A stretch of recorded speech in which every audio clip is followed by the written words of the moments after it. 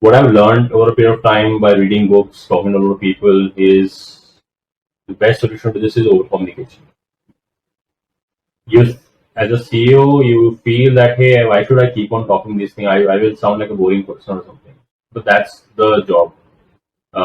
You have to keep on over communicating these things. You have to tell people importance of ownership. You have to make sure that the way you are evaluating people and their performance, you have to tell them that, hey, this ownership is a very important part of this whole evaluation.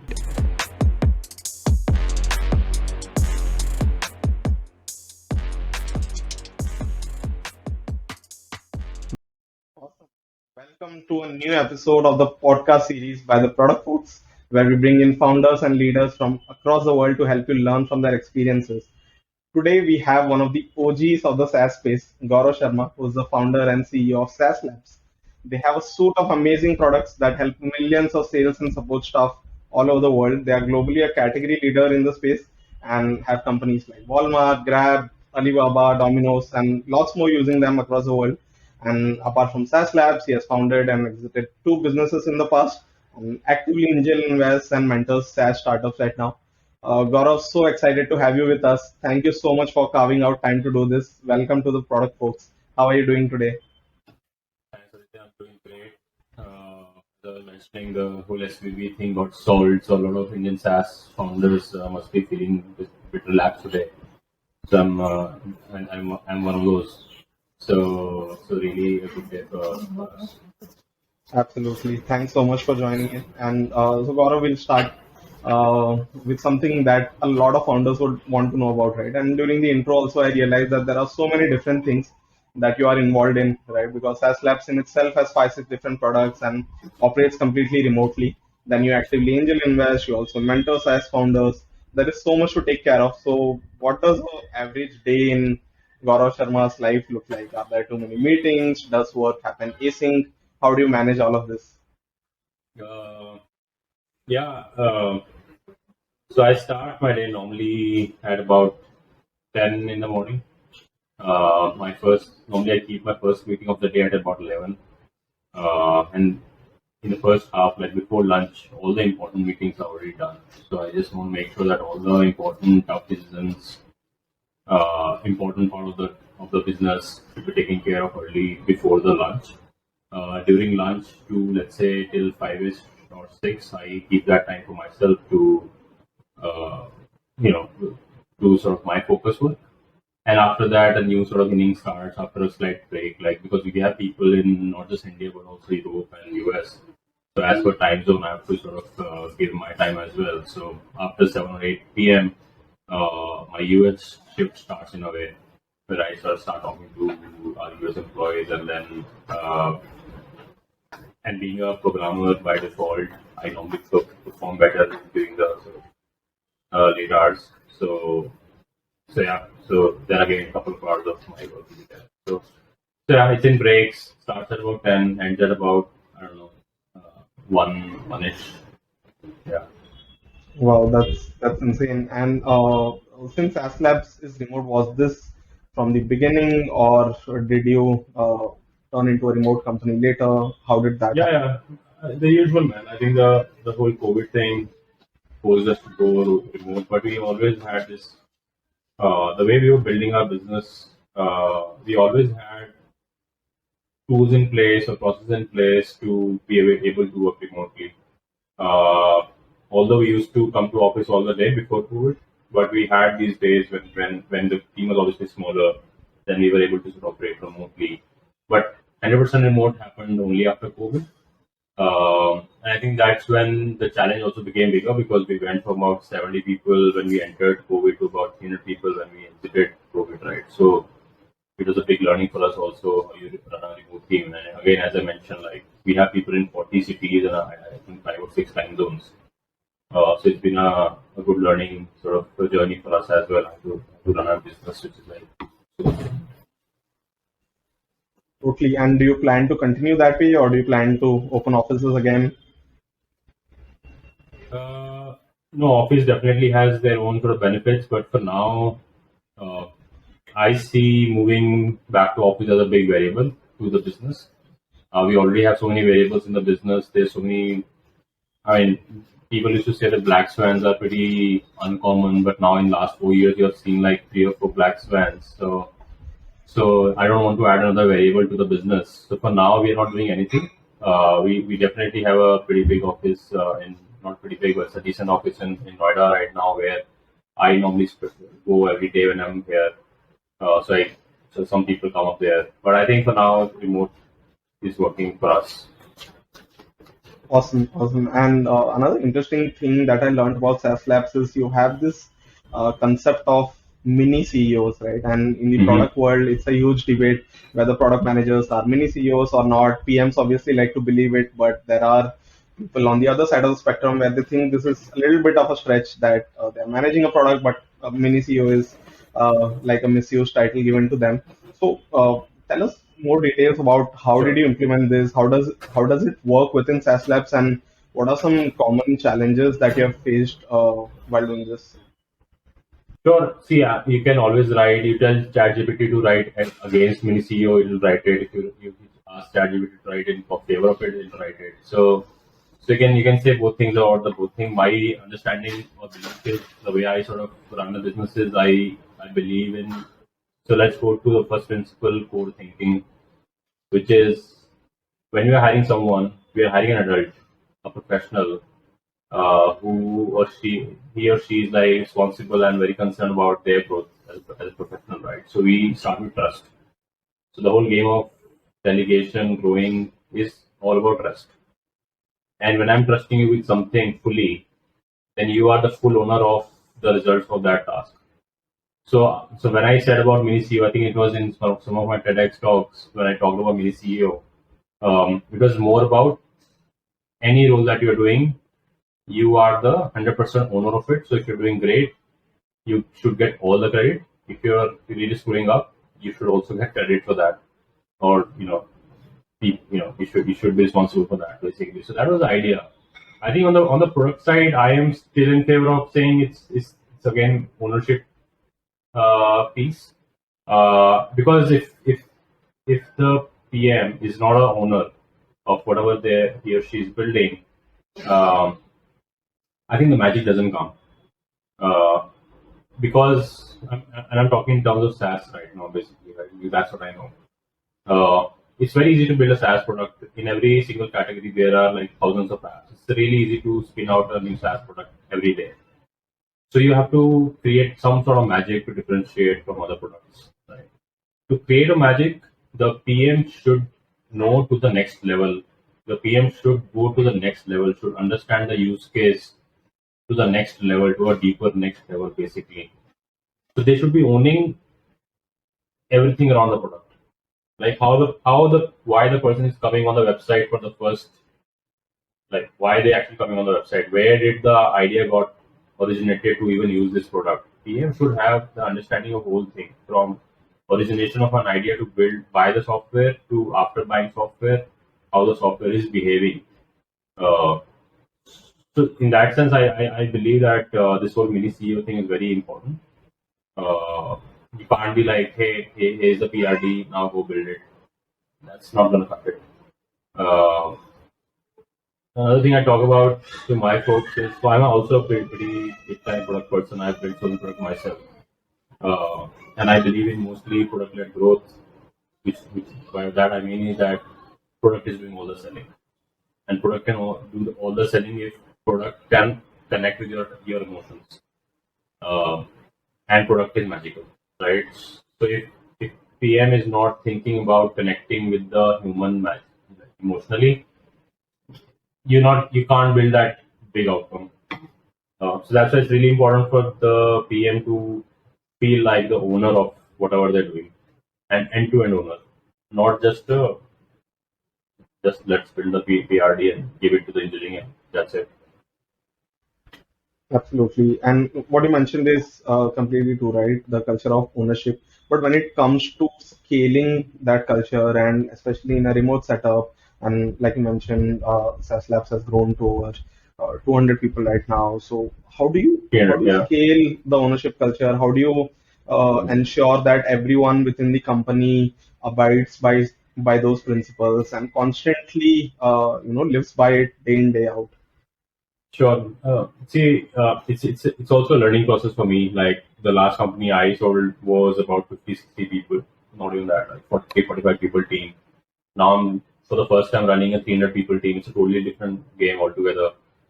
What I've learned over a period of time by reading books, talking to a lot of people, is the best solution to this is over communication. You, as a CEO, you feel that, hey, why should I keep on talking this thing? I will sound like a boring person or something. But that's the job. You have to keep on over communicating these things. You have to tell people importance of ownership. You have to make sure that the way you are evaluating people and their performance, you have to tell them that, hey, this ownership is a very important part of this whole evaluation. So coaching plus rewarding people who are showing ownership so that other people can also see why they're getting rewarded, what's the reason, and they probably copy that. So that's the way. Like you have to influence people through examples. You have to keep on telling them all the time. That's what I've learned, and I'm still learning. So that's this is the kind of chapter I've completed. So I'm telling you that. Right. Yeah. And you talked about communication processes. Are there any particular processes that you have evolved over time that you are using, which has been beneficial to you at SaaS Labs and the company at large? Yeah, I think one is as I mentioned over communication, right? So what I do is I was starting right, and I've been writing this thing for some time. Like I keep on writing these internal memos or notes to the company, talking about some just putting down my mental models and frameworks on the paper, basically. Right. For example, for 2023, I had to tell my company in November, October 2022, I have to tell them that, hey, these will be the areas of focus for us in 2023. So these are the key themes for 2023. For example, increase your ACV, increase your NRR, move to sustainability, XYZ, right? So there were like five. So I wrote a long post on that explaining every single reason, every single point on why and how we're going to do that. So writing down and sharing a lot of these thoughts in a very dumbed down version in long form is one thing that I've started, that I've done, and people have given me feedback that it works really well. Uh, I think the second is this is something I started recently, which is active, ongoing feedback. I think that works really well. I've seen great changes happening in some of our leaders, our sort of leader minus ones through feedback. So earlier, being again coming back to this whole thing, I was a programmer first. So programmers are normally introvert, and introvert people don't talk much, right? So I had to change myself. I had to force myself to be come out as an extrovert and start talking, start giving feedback. So I think that's another process that I followed. Now I make sure that I'm coaching and giving feedback almost real time to people. Uh, I think these two frameworks sort of I'm using on daily basis to move people. Other than that, there are obviously gazillions of processes for Right. how to write or how to do what. So that's company to company. Right, absolutely. I think one interesting thing that even I personally started to follow is like active feedback, right? But when it comes to active feedback, it's a very fine balance wherein you don't want to push the person too hard, but you also want to ensure that the quality of work and the work happens Yeah, on yeah, yeah. time. So I So, think that on that there is this book by a Netflix founder. The first chapter talks about feedback, right, and it talks about that. Hey, give the feedback, but make sure you're not abusing the person. right, right. Um, or you give a feedback that you can, it's a constructive feedback. You're not abusing the person. I think that's the one thing. So if you just read that first chapter of the book, Right. uh, By you'll Reed you Hastings, right? yeah, yeah, Right, right. Absolutely. I think everyone should check it out. I bought it but not read it so far, so I'll definitely yeah. check that out as well. We'll talk about book recommendations as well a little later in the pod, but one another thing I think that you touched upon earlier in the previous answer was hiring really good folks, right? Talented folks. But when it comes to a early stage setup and a founder is building a team from scratch, right? So, for example, if you were to start a new company from scratch, you would obviously want to take bets on people who might not have a proven track record or have credibility in their resume, right? But you still have to take those bets and hope that it plays out and nurture their growth as well. Are there any such stories in your journey where you have taken a bet Yeah, on a young person and they have gone on to become like key people, or any yeah, yeah. tips that founders can learn from that? Sure. See, our founding engineers are still with us. Like it's been 7 years now, and they all joined us as freshers in the company, right? And now they're associate director in the company, and they're like up there in the leadership. Wow. Uh, Were they I from love to top name. colleges, or what were their They're backgrounds not. prior to? They're not. No, no, they're not. So I can take some names like Prateek was from Gautam Buddha University, Noida. Then Santa is from I think IP or DU, and then Prabhat is from DVP Delhi. Sandy is from a college in Noida, who was a head of who's like first salesperson for us. So yeah, so we started so we bootstrapped our company, right? So we didn't have it was my money that I invested.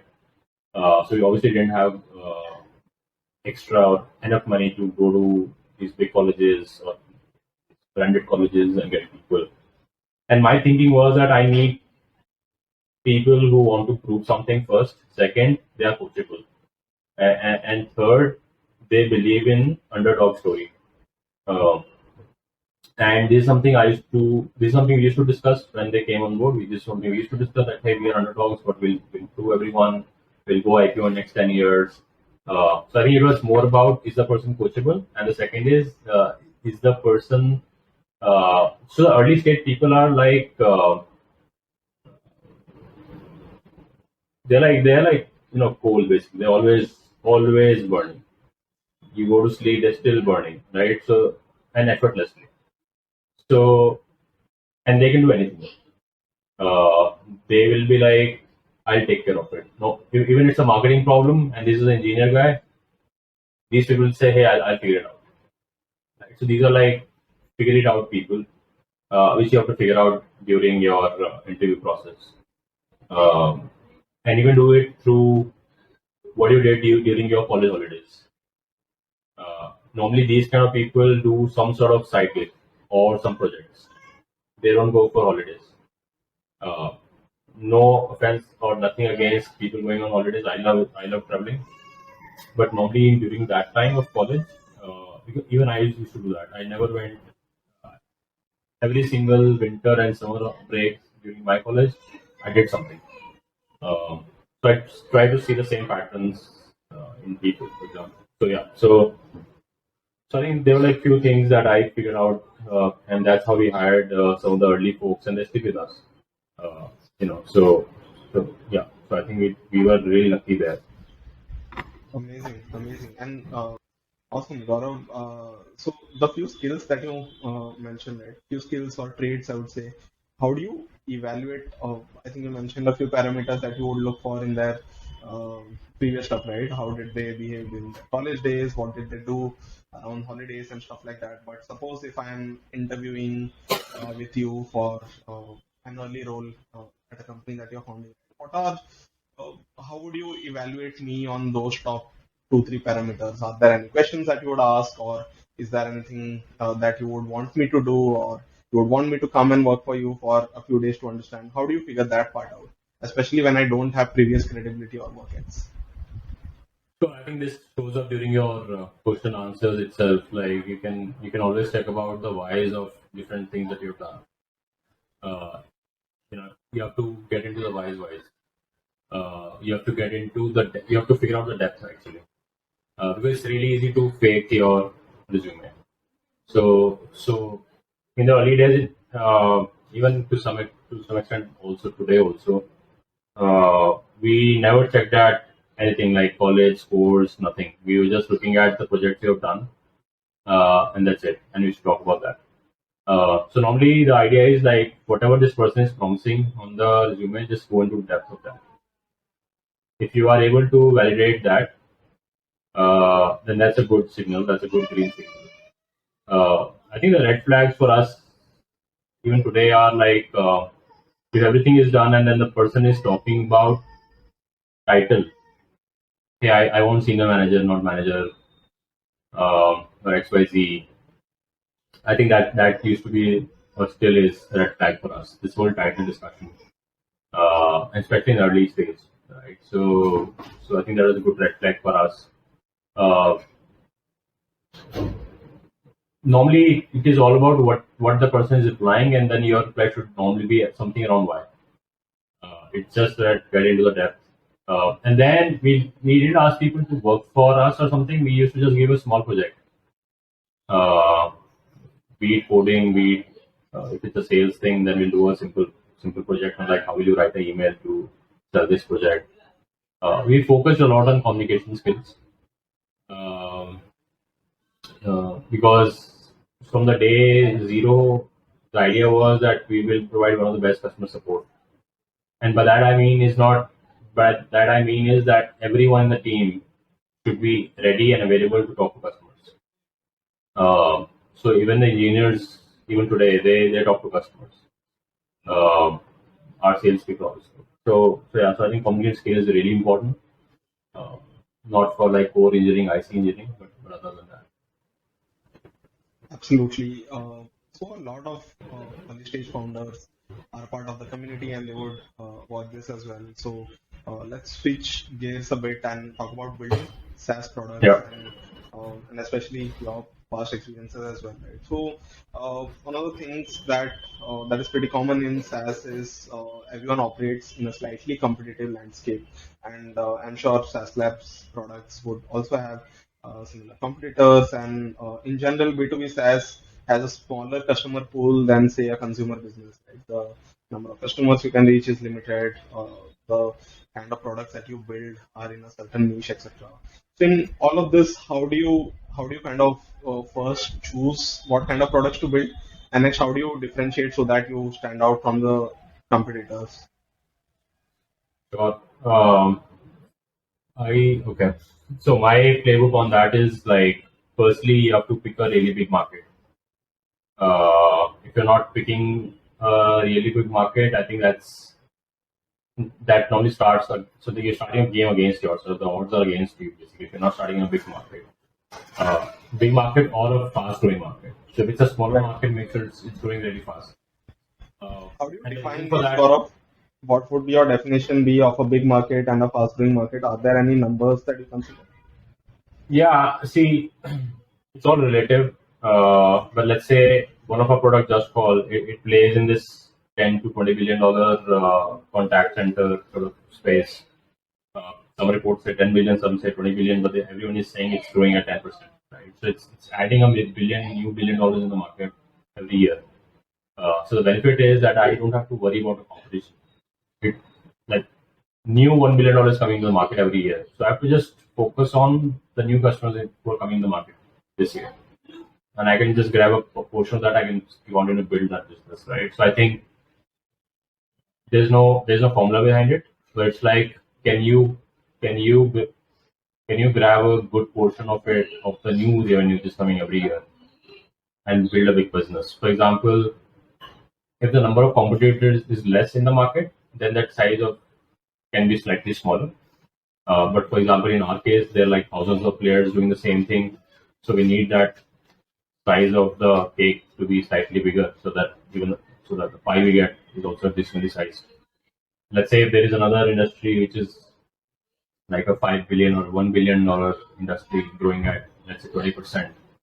So a new $200 million coming into the market. Now see how many players in the market right now. Are there like 1,000 players or like 100 players? If there are 100 players, then you have a chance. But if there are 1,000 players, then you don't have any chance. Normally in such markets, prices will sort of go down, margins will be an issue. So that's one, like based on the market and the opportunity size, for example. Uh, Again, and that's true only if you are looking to build something really big. But if you want to build something like $10 million business, bootstrap for yourself, have a great life, then you can discount that a bit, basically. Right? That's totally fine. You can slog to build a $2 million, $5 million business easily in a decently sized market. After that, like you mentioned how you differentiate. Uh, so firstly, you have to define. So there are a couple of things. Like one is like obviously when you're launching a product, the table stake feature should always be there. Otherwise, you lose the deals. Once the feature matching is done with your some of the biggest customers, some of the most popular customers, uh, make sure that your positioning or your make sure that product marketing side of things are taken care of. Your positioning is correct. What you can do is you can start with the most unloved or uncared section of the market. For example, no one is building for XYZ people. You can be like, hey, we are the caretakers of these people. So we are building a CNP, we are building a CRM, but for let's say plumbers. Given that it's a big market, that also is a big market, right? So I think the product marketing, like how you're positioning your product. Positioning a product is really important. What terms are you using? Are you using the right terms which your customers are talking about? So I think that positioning is really important to bring in some differentiation. Third is pricing and packaging. Uh, what I mean by that is not low prices. What I mean by that is the value should be visible. Uh, Packaging, for example, packaging. It's such a no one spends a lot of time there. If you're building a SaaS product, 30-minute max you spend on pricing page, 3 columns. You put standard, premium, contact us. That's it. That's what everyone is doing. You look at a competitor, he's charging you X dollars, you will just reduce the prices and that's it. We did the same mistake. But now that we are going through a proper packaging exercise, um, we can see how much differentiation we can create in our sort of offering. You can also disrupt the market by coming to a different pricing model altogether. For example, Freshdesk and all these people, they do a simple user-based pricing per user per month, right? Then now there is this Gorgias or Georgias, whatever you sort of pronounce that. It's a help desk for e-commerce companies. Firstly, their product marketing part is sorted. They have really good positioning. We are only for e-commerce. Second, you go to their pricing. They're like unlimited agents. We charge you based on your tickets, number of tickets. Totally different pricing model. Same products, different go-to-market. Uh, right? So that's how you create differentiators. How you attract people of certain section of the industry, which is growing, which is big. That's how you sort of go to market. Awesome, such an amazing answer. There are so many different threads that I want to dig deeper into. I think one of the like key things is pricing, right? So a lot of SaaS founders, people who are friends, people part of the community as well. One of the things that they constantly struggle with, like you mentioned, is pricing, right? In the 0 to 1 phase, especially, they are constantly tweaking the pricing to figure out what's right, what's wrong. And I think SaaS Labs products that you build, they have pricing from right from say small scale stuff like 25 $30 to say thousands of dollars, right? So how do you ensure that you price products in a right way and reduce that rate of iteration and figure out something that works best for the company but also your customers? Sure. Uh, I think one thing you should be aware, and this is also a job of both product PM and also PMM, to be in touch with customers all the time.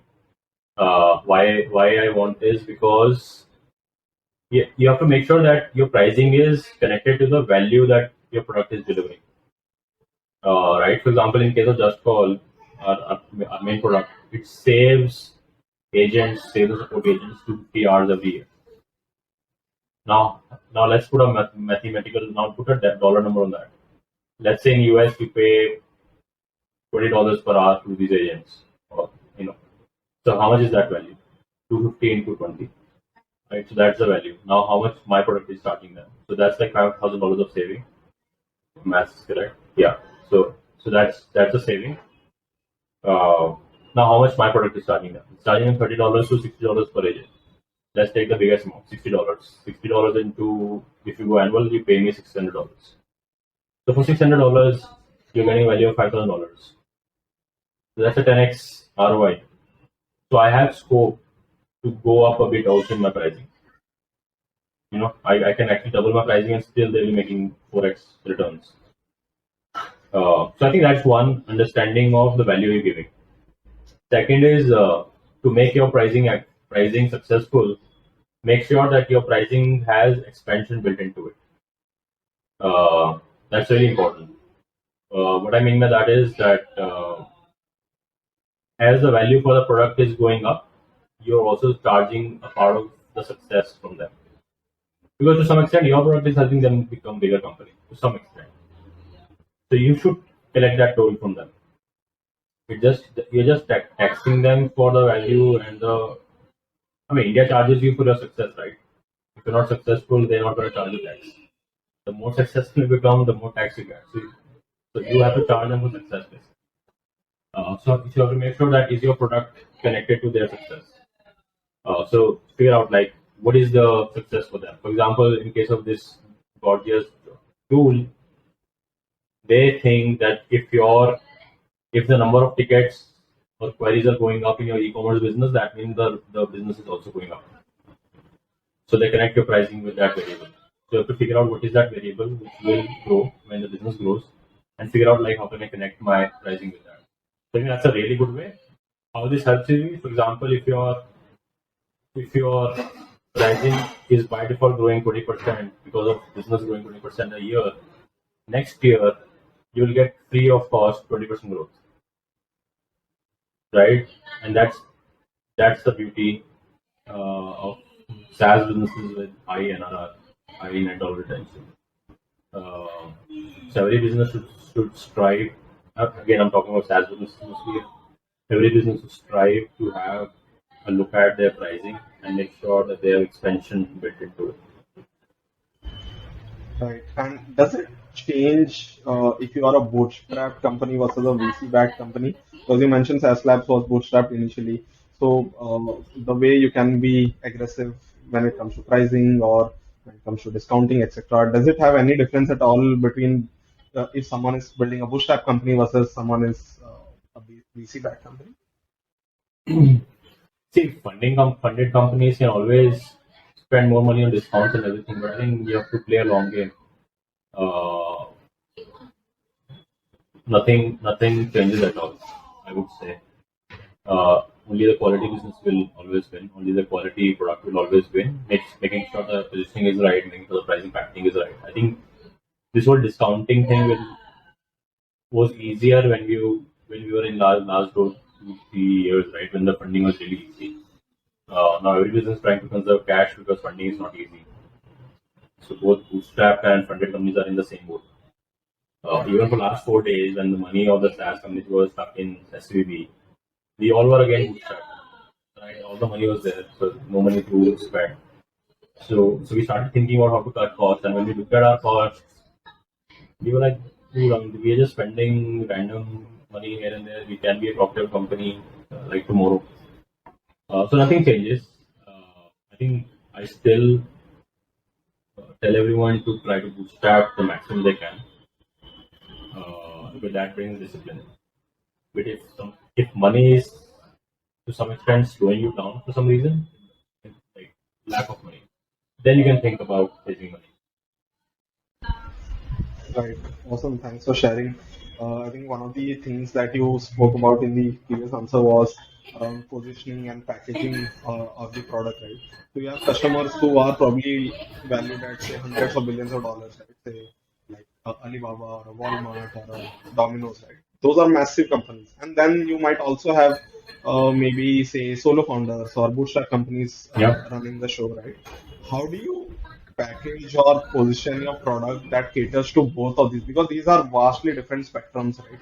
A company which is valued at say $500 billion is completely different than say a bootstrap founder who's just getting started. So how do you go about this journey to ensure that you cater to both of these while not losing your niche, right? So, Yeah. No, see, normally in our case, small teams of these big companies come and start using it, right? So they're actually coming to the platform as a mid-sized company, not the whole-size company. So, for example, in case of Alibaba, they must be like 200 people from Alibaba of, let's say, sales team using it of some geography.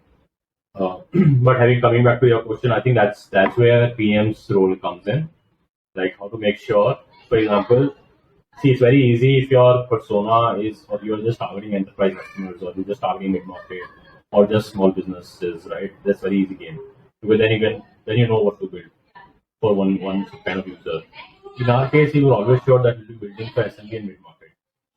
And SMB mid-market is a factor of 10x factor difference in number of agents using on the smaller side, and mid-market is like 20x, can be 20x bigger than the smaller business, so 10x bigger. So this is where uh, the PM will play a big role along with design team to make sure that the smallest of the customers are not getting overwhelmed by the platform, and the biggest of customers are able to discover the powers of the platform very easily. So how do you unlock the powers of the platform incrementally? I think that's where the beauty is. So you don't have to overwhelm everyone on the same single day, but yet you have to enable the bigger teams to unlock whatever they want. Right? So I use magic word all the time, and this is where again the magic happens. Like how to make the small customer feel that wow, this is so easy, and for the other customer who's joining in from a bigger company, he should be like, wow, this is so powerful, right? This is the problem statement. So it's a very interesting problem, and we are doing decent job till now. I think. right. And I think you have probably more than 5,000 customers. Out of this, what Yeah. percent would be this huge enterprises and what percent, if you could share like just a rough number, what would that split look like? Sure. 15% on the bigger side, and rest are like long tail. Long term. So about 800, Awesome. 800 odd customers are like slightly bigger customers, and then about rest of them are like smaller customers. Smaller customers. So these would be, say, somewhere between 20 to 30 sales reps kind of folks or companies Smaller, or. like smaller are very small. Smaller are very Oh, small, wow. 5 seaters, Oh, two wow. seaters, Crazy. 5 seaters. Yeah, Crazy. they all are like Yeah, self it's a serve. self-serve customers. Yeah, Awesome. So, like, did you spend a lot of time initially building the self-serve experience, or initially it was just about uh, creating things for yourself and then in a different way? see, I mean, we again very basic, very first principle. No terms, no funky fancy stuff. We were always focused for the first 4.5 years of our bootstrap journey. We didn't have a proper sales team or marketing team.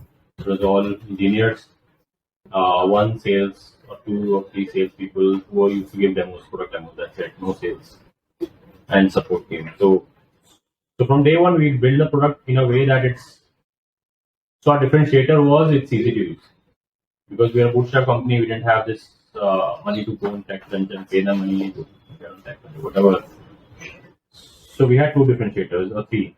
One was we provide great support within 5 minutes, no matter what the size of your business is. We provide great support 5 minutes, under 5 minutes. Second was super easy to use. We are not complex. We're not. It's simple, very easy to use. And third was we integrate deeply with other integrations, other CRMs. Uh, so that's simple to use. Actually, now if I talk to growth people or people who are designing, we didn't have PMs by the way for first 5 years of the company. We got our first PM last year. Yeah, last year we got our first PM. Because I didn't know what PMs do. Do you think that was a good choice early on, or do you think you should have I think had PMs earlier? that will be a controversial thing to say on product folks. See, frankly, I didn't know what product managers do. Very frank. I always thought because I have built the whole product always in my previous companies. and those companies were sold like very early in the very early stage itself. So I never could scale the business to an extent where I could face the problem. But last year we started facing some problems around prioritization of what to build, and that's how I learned like, hey, we need someone who can handle this, and that's how I figured out that what PMs do. Otherwise, I had no idea why we need PMs. But I always thought that engineers build the website, engineers build the product, engineers do everything. So, Right. yeah. So do you think like for SaaS businesses in general, obviously we are generalizing here, but for a SaaS business, maybe the right time to get a PM is after you start scaling and not in the 0 to 1 and 1 to 10 phase? I think so. And see, normally we have seen SaaS businesses are started by mostly engineers or product people. Generalizing, but mostly. I've not seen many non-tech founders starting a SaaS business because it's a core product play from day one, right? So normally, one of the co-founders or one of the founder itself is the first product person, and they should always be actually. Ideally, they should always be the first product person because again, if you're starting with someone else's vision, then your whole long-term game is gone for toss.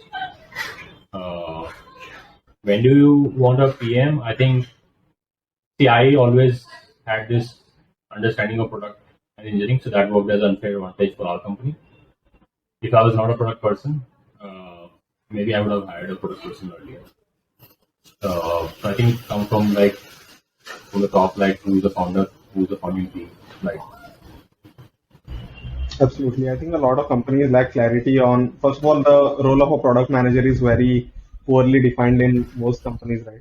So I think yeah. it's great to first have enough clarity about what do you want that person to do, and then obviously once you're scaling, get that person. But one of the things that I personally wanted to talk about was also you mentioned about selling to companies, right? You have been on both sides of the table.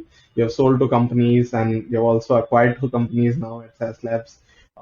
So you're clearly good at this. Not everyone gets it right. So what has made you so successful in this particular skill, right? On selling companies, acquiring companies, the whole mergers and acquisitions bit.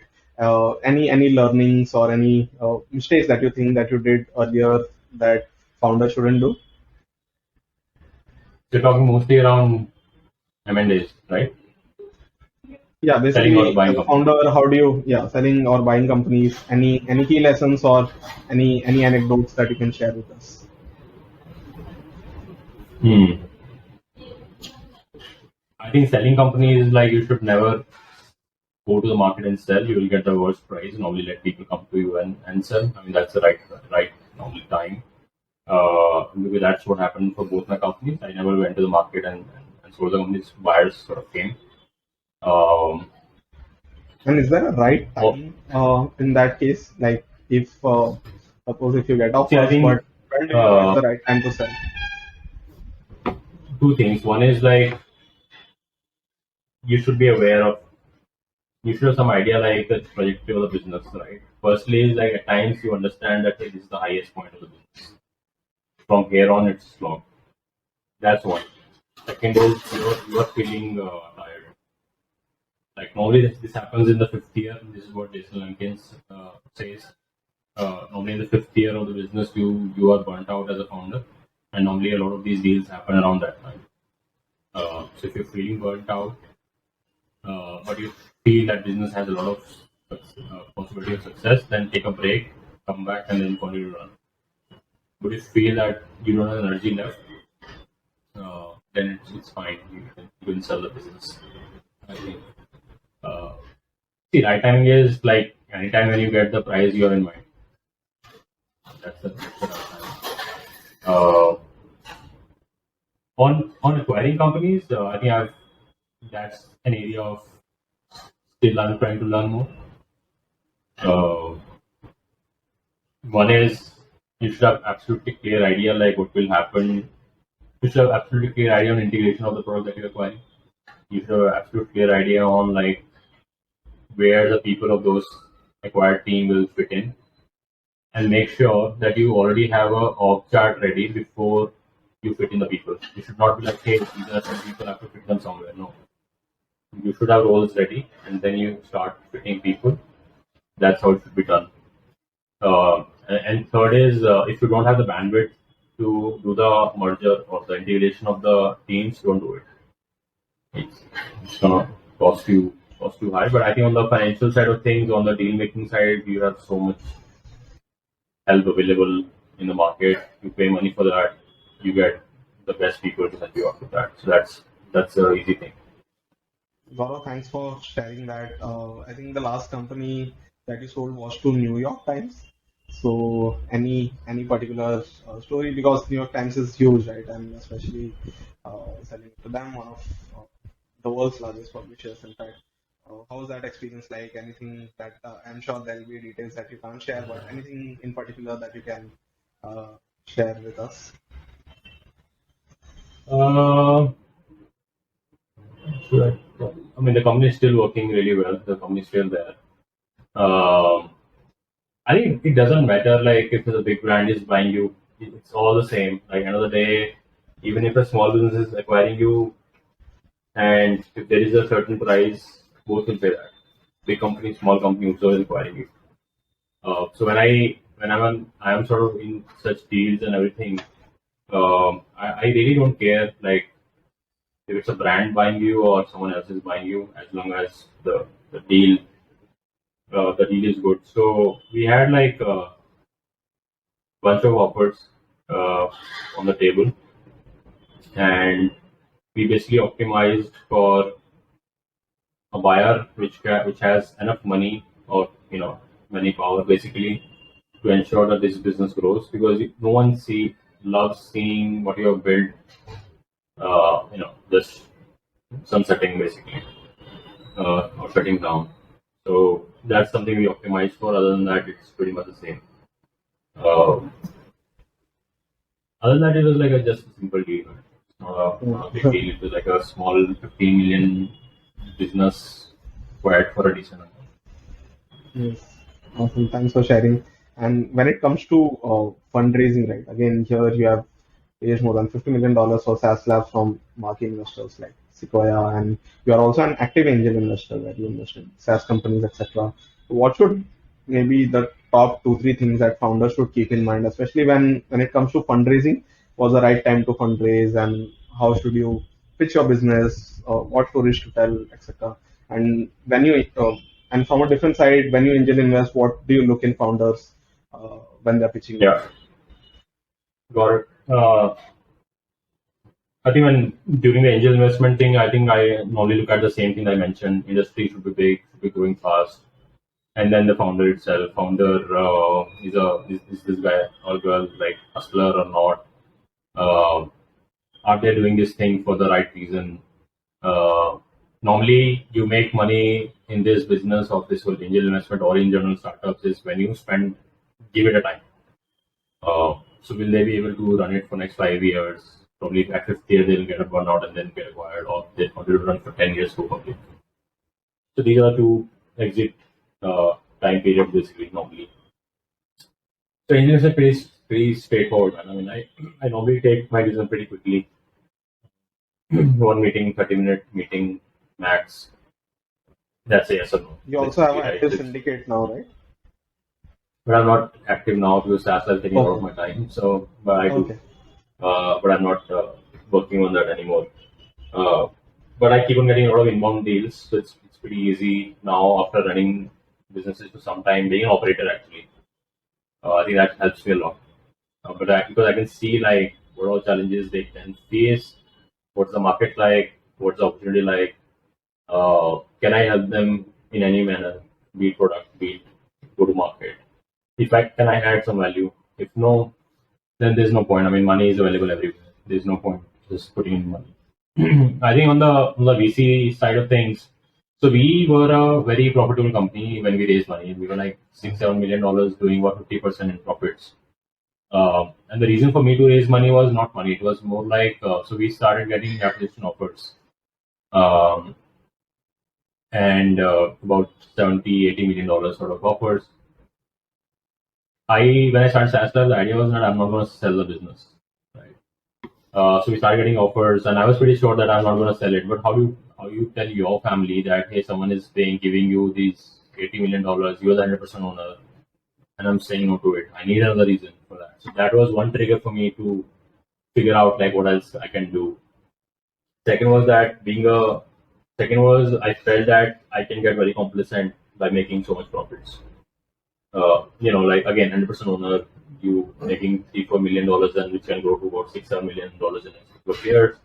I felt the whole idea of taking this company public, running it for next 30-40 years, I will get distracted. So the second was like, how can we get disciplined into business or for myself? And third was like, I was kind of being a self-aware person where I knew that I have not seen that journey from 15 to 100 million, $200 million. So I need some partners who have seen that journey who can help me with hiring people who have seen this journey. And you can only do that. So that's where the bootstrap companies are slightly less fortunate with hiring great talent.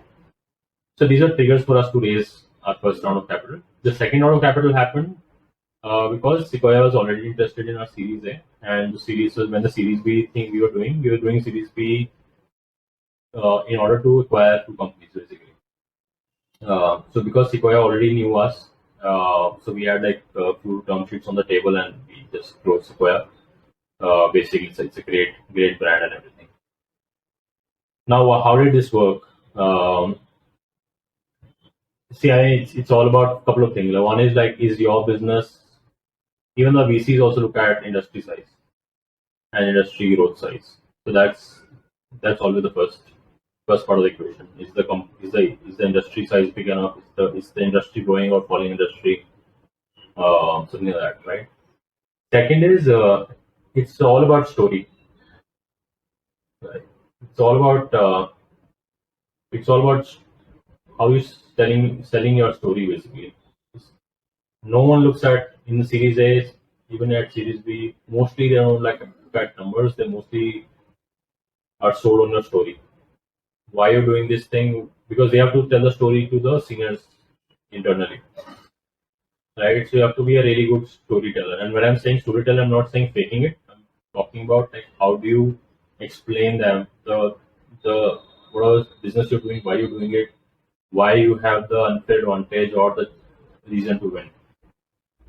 The way you present it in structured manner, I think that's really important. For example, hey, we are building. We feel that SMBs and mid markets are underloved, but it's a great opportunity. There are like 20 million agents in the world. That's why we have built SaaS Labs, which can be easily used by small and medium-sized businesses. The industry is $20 billion, is growing 10% every year, adding 2 billion every year to the market. We don't have to fight the competition because we have this opportunity to create $500 million business. Right? So that's the story. So make sure that the person is registering the story. So I think it's all about storytelling. It's all about the market size. I think part of that, and obviously the team is for sure important.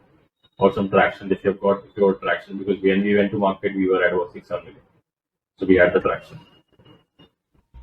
Absolutely. Thanks for sharing. I think especially the last bit would be super helpful for anyone who's looking to start a SaaS company, right? Whether bootstrap or VC back.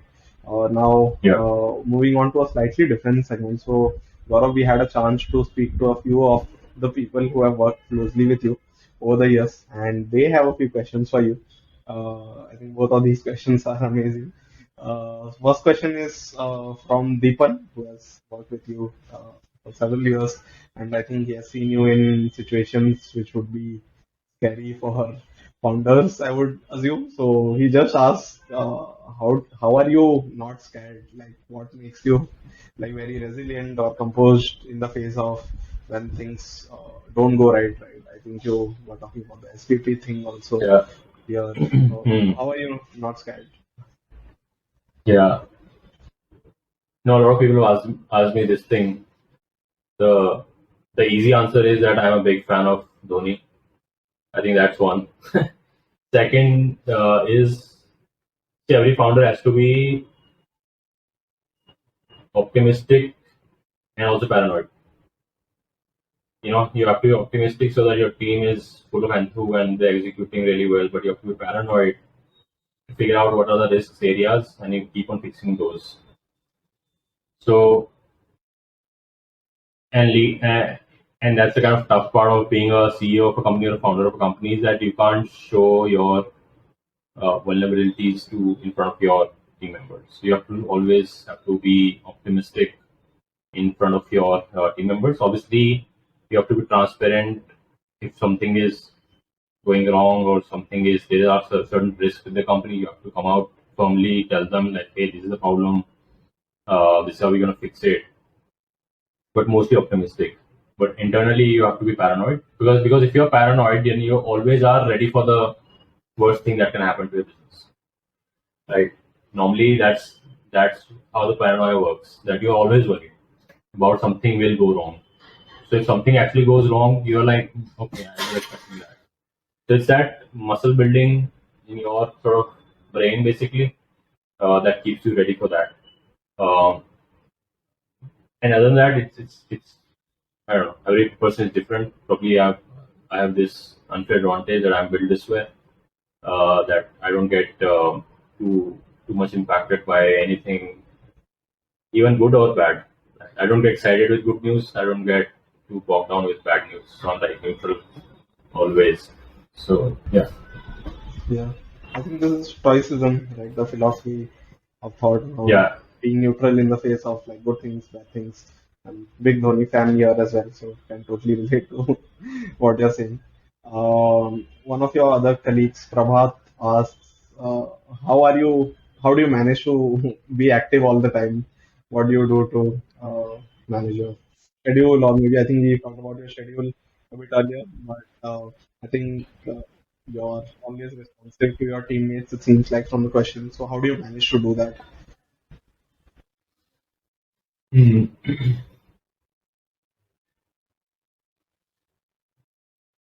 Yeah, man.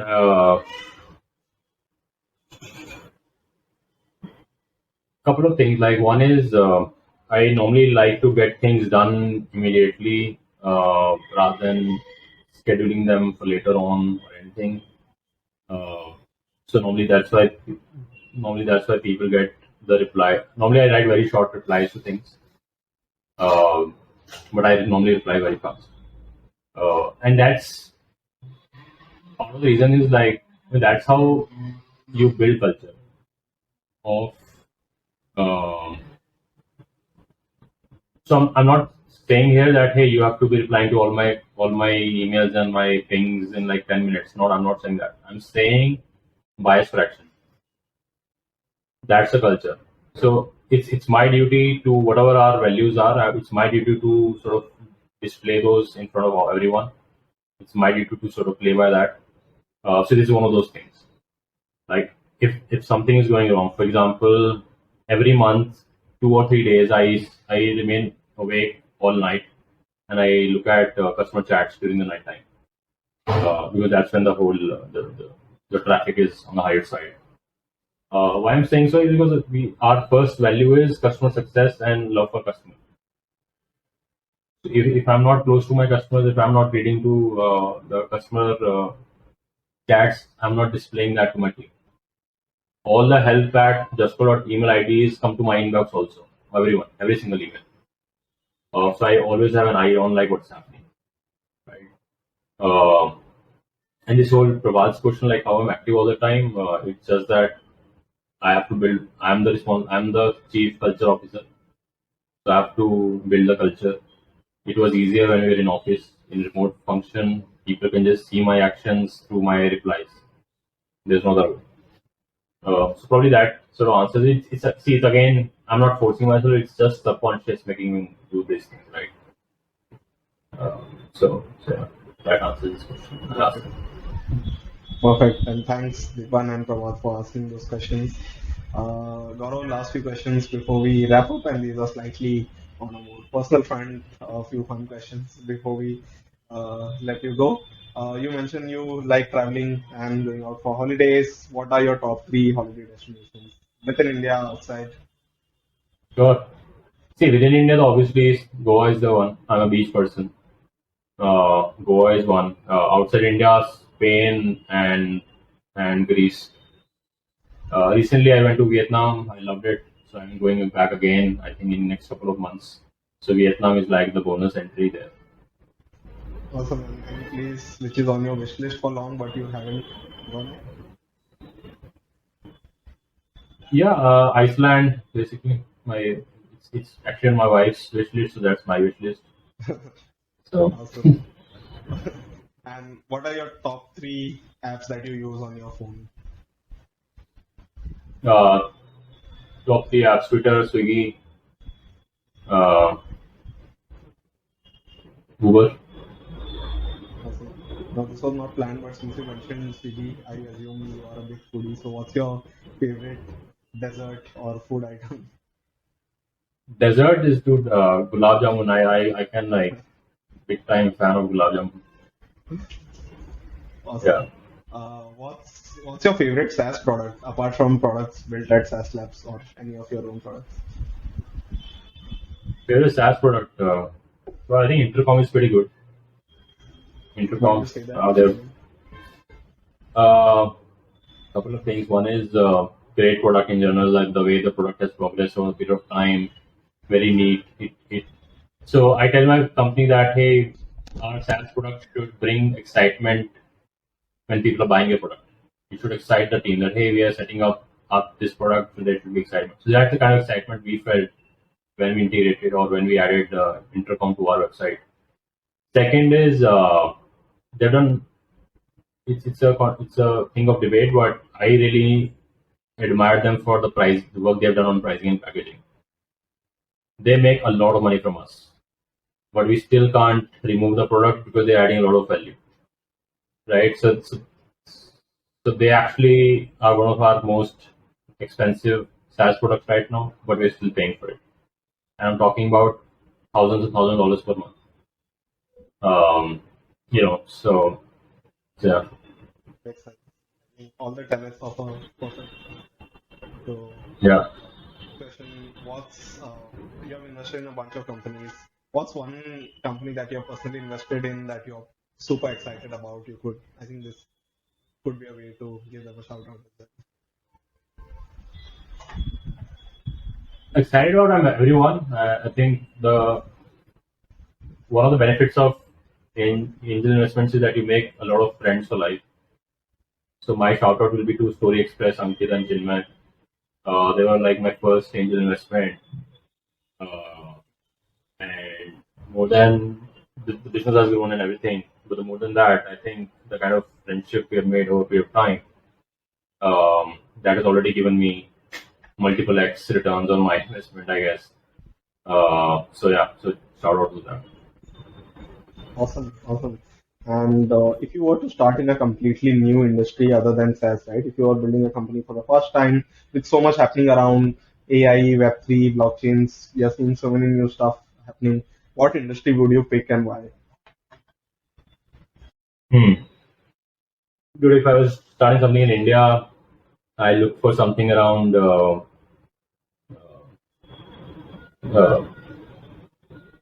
pet pet care, something like M Fine for pets because I have a dog and I have to take him to doctor all the time. It's kind of pain. So I see there's an opportunity of online doctors availability for dogs more than humans actually. That will work better for dogs and than pet insurance. I think that's one idea I've been looking at for some time. I think by default, fintech is something I'm very excited about in general.